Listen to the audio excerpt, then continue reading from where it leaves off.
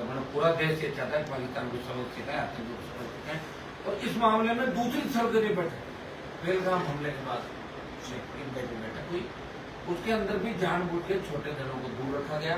और जिन दलों ने बोला तो हमने उनको तुरंत गृह मंत्री ने फोन करके उनको बुला लिया। बात बुलाने की नहीं, सर्वदलीय बैठक का औचित्य ये होता है जब हम खुद कर रहे हैं, हम बधाई देते हैं सेना को कि इन्होंने जो ऑपरेशन सिंदूर जो हुआ है, एयर स्ट्राइक किया है, उसकी बधाई और सेना के सम्मान के अंदर राष्ट्रीय लोकतांत्रिक पार्टी का पूरा परिवार, क्योंकि कल हमने बैठक रखी थी घर पे, और पूरे राजस्थान से पार्टी परिवार के जितने भी पूर्व पदाधिकारी पदाधिकारी जो भी काम कर रहे हैं जो सब लोगों को बुलाया, तो कैंसिल तो हम कर नहीं सकते। हमें पता था मॉक ड्रिल भी, इसलिए हम आराम से बैठे हैं। मॉक ड्रिल का भी ध्यान हमें रखना, कहीं ये नहीं हो भाई अनुमान देने वाला अलग तो ऐसा ही भर्ती रद्द करना तो लगी सड़क पर चल रहा है।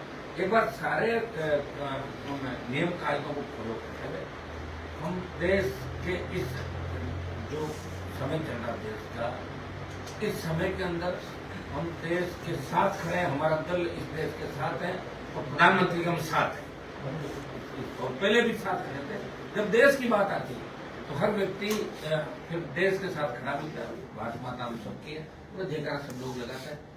और इसके बाद आगे का हमारा जो आज कार्यक्रम था, तो हम इसको रैली जयपुर में करना चाहते थे, एसआई भर्ती और ये आरपीएफ को बंद करना, अन्य भर्तियों के अंदर फर्जी बढ़ावा, वो हम तय करेंगे 5 मिनट बाद। लेकिन दुर्भाग्य इस बात का है कि सर्वदलीय बैठक के अंदर छोटे दलों को, वो कह रहे हैं 5 से ज्यादा जो एमपी होंगे उनको ही बुलाएंगे, तो छोटा फिर सर्वदलीय नाम मतलब उसमें नाम लिखो कि सर्वदलीय बैठक 5 से ज्यादा सांसद।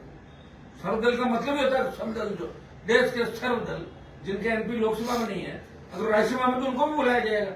ये एक तरीके से छोटे दलों को अपमानित करने का बार बार ही प्रयास करते हैं, यार तो 1 एमपी 2 एमपी। और लोकसभा के अंदर भी हमारे साथ ही होता है, बोलने के लिए किसके तरफ हम रात रात बैठते हैं, फिर कहते नहीं बोलेंगे आप जाइए, फिर लड़ते रहता है अकेला आदमी। और बीएससी जो बिजनेस एडवाइजरी कमेटी है, इसमें आप उठा के देख लें विधानसभा और सारा लोकसभा, उसमें सब दलों का प्रतिनिधित्व होना चाहिए। 5 से कम जो सांसद हमारे हैं देश के अंदर, उनको बीएससी का मेंबर नहीं बनाया जाता। बहुत लड़े हम अंदर ऑल पार्टी मीटिंग के अंदर लोकसभा के अंदर, लेकिन कोई नहीं छोड़ रहा है। जब देश के अंदर ऑल पार्टी छोटे दलों की ऑल पार्टी के नेताओं की स्थिति है, तो देश में आम आदमी की क्या स्थिति होगी, लोकतांत्रिक व्यवस्था में इसका अंदाज लगा सकते हो।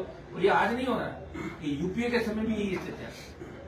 और अब मोदी जी के टाइम पर कहना, मोदी जी कहते हैं एनडीए मेरा परिवार है, सब पार्टियां, हम तो पता नहीं एनडीए में रहते कैसा परिवार था, वो काम करते थे, हमें थोड़ी पूछते थे, कृषि बिल आए पूछा थोड़ी था, सत्या भी नहीं थी। दुर्भाग्य है देश का, लेकिन हम इन विकट परिस्थितियों के अंदर हम इस देश के साथ खड़े, हमारी आवाज। सिंधु की घोषणा के बाद छोटे जितने भी दल है सारे कार्यक्रम स्थगित कर दिए, जबकि बीजेपी गुजरात में केवड़िया में जो चल रहा है इनका कार्यक्रम स्थगित नहीं किया। इसको लेकर बीजेपी कुछ भी करे, रोक कौन रहा है? बीजेपी तो कुछ भी करे, कौन रोक रहा है? क्या वो कर रहे हैं कि नहीं कर रहे, पता क्या है इस बात का? वो जो कह देते हैं वही मीडिया में चलता है ज्यादातर बात, और जो मीडिया के खिलाफ बोलने की कोशिश करता है, ईडी सीबीआई चली जाती, चैनल बंद करा देते हैं, पकड़ लेते हैं चैनल के मालिक को। ये हमने प्रिंट मीडिया के दफ्तर में घुसी था, ईडी पता नहीं आपको किस तरह की हरकत की थी। तो ये एक तरीके से अघोषित इमरजेंसी देश में चल रही है। इंदिरा गांधी इमरजेंसी लेके आई थी, उसकी निंदा सब जगह चली। इमरजेंसी के अंदर पकड़ लोगों ने नशबंदियां कर दी थी, भाग गए बेचारे लोग, जो नए जोड़े थे वो उनको पकड़ के नशबंदियां कर दी। क्या किस हालात से देश गुजरा होगा। तो मैंने पार्लियामेंट के अंदर कहा अघोषित इमरजेंसी अभी है, और इंदिरा गांधी के समय भी इमरजेंसी। मैं इंडिया अलायंस के अंदर होते हुए भी बोला कि इंदिरा गांधी जो इमरजेंसी लेकर आई, संविधान का सत्यानाश कर दिया, लोकतांत्रिक मूल्यों का सत्यानाश कर दिया। देश का दुर्भाग्य है कि लोकतंत्र के अंदर भी ईडी सीबीआई और इनका उपयोग समय समय में यूपीए और एनडीए दोनों ने किया। सर्वदलीय बैठक में नहीं बुलाना ये अच्छी बात नहीं है, ये अच्छी परंपरा नहीं है। देखिए एक बोर्ड जिसका होता है ना, अटल बिहारी की सरकार एक बोर्ड से गिर गई थी, वो तो अटल जी अब चले गए दुनिया से, हमको पता कि एक एमपी की कीमत क्या होती। अच्छा, प्रधानमंत्री और गृह मंत्री जिस तरह छोटे दलों को अपमानित कर रहे हैं, ये ठीक नहीं। एयर स्ट्राइक की है अभी ऑपरेशन सिंदूर को लेकर, आप क्या सोचते हैं, क्या किस तरह का कदम है ये? मैं तो कह रहा हूँ एयर स्ट्राइक से क्या होता है, हमारा तो एक आर पार की लड़ाई हो जाने की, वेट कराने से कोई मतलब नहीं। पाक कश्मीर में कब्जा करो, इससे बढ़िया मौका नहीं हो सकता कि देश की जनता के साथ साथ विश्व तो आतंकवाद से जूझ रहा है। अमेरिका आतंकवाद के खिलाफ है, इजराइल लड़ाई लड़ रहा है, जर्मनी लड़ाई लड़ रहा है, ब्रिटेन लड़ाई लड़ रहा है, रूस लड़ रहा है, चीन लड़ रहा है, और ज्यादातर मुस्लिम कंट्री भी आतंकवाद के खिलाफ है। पाकिस्तान और कुछ दलों को छोड़, पाकिस्तान के अंदर भी गृह युद्ध की स्थिति है, ब्लूच अलग लड़ाई लड़ रहा है, दूसरा लोग। तो अभी इससे अच्छा मौका नहीं है, पाक कश्मीर में कब्जा कर लो तुम। और युद्ध में अगर 1000, 2000, 5000, 10,000 लोग मारे भी जाते तो क्या फर्क पड़ता है? 50 लाख लोग हिंदुस्तान में कोविड से मारे गए, और किसने जवाब मांगा? मोदी से नहीं मांगा। कोई वैक्सीन लगा घूम रहे, 25 साल के हार्ट अटैक हो रहा, 40 साल के हार्ट अटैक हो रहा, पड़ रहा है बीमारी, हार्ट अटैक, ब्रेन स्ट्रोक।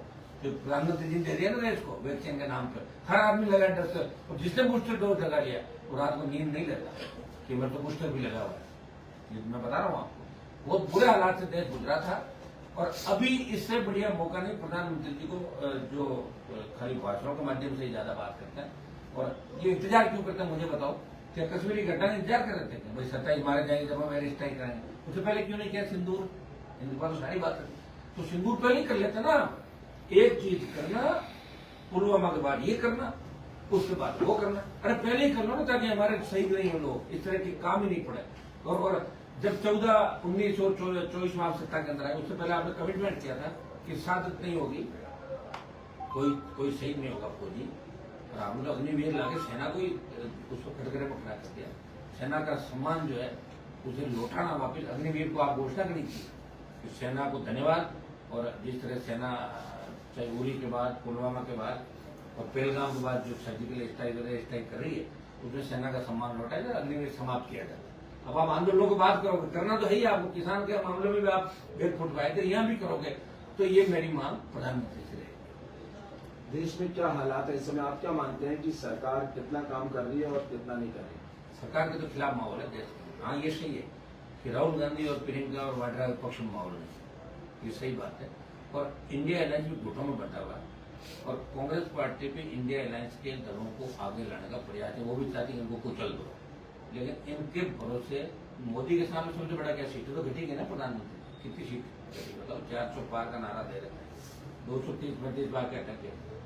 क्योंकि आम आदमी को काम चाहिए, बेरोजगारी, महंगाई, हरी धर्म के नाम के अपन छोड़ दो, इससे पेट थोड़ी भरेगा, काम भी तो करना पड़ेगा देश को।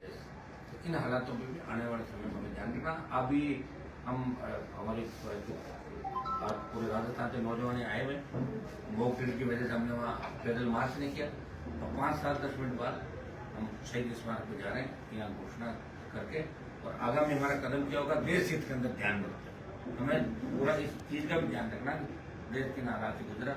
कहीं ये नहीं करे कि राष्ट्रीय लोकतांत्रिक पार्टी खाली अपने हितों के लिए स्वार्थ पे सड़कों में लग रही।